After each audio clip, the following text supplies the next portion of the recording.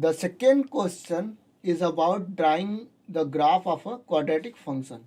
So this is an quadratic function. Again, as we did in question 1, it will give maximum two intercept, and we know that the curve will look like this or this, or it will happen when the x square, the coefficient of x square is greater than 0.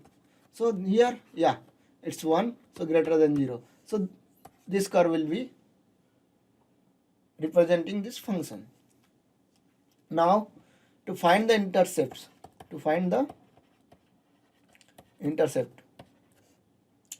fx should be equal to 0. So x square minus 8x plus 15 is equal to 0.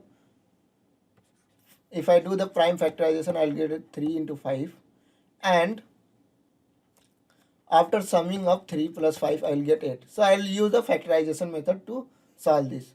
It will be x square minus 3x minus 5x plus 15 equal to 0.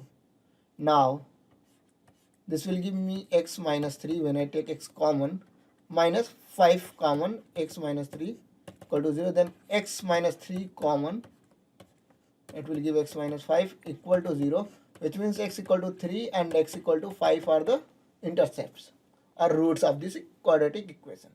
If they are roots, it means the curve will cross x-axis at these points. So if this is x equal to 3 and this is x equal to 5, here the curve will cross. Now, as we know that this is upward parabola, we will get one turning point if we are getting two intercepts. So that turning point will be somewhere here, okay, which means we have only one option, that is this. So this is a rough diagram only. So this will be the two intercepts, and this will look like the parabola will look like this parabola. What will be this point? We can find this is the vertex, and vertex we can find that using minus b by 2a comma minus b square by 4a plus c formula. So it will be minus 8 divided by 2, and if I take minus, then it will be 4, which is between 3 and 5.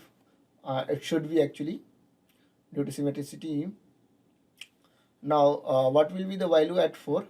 F of 4 will be 4 square minus 32 plus 15, which means 16 minus 32 minus 16 minus 1. This is correct actually. Why? This should be negative, we got negative, and this should be between 3 and 5, we got 4.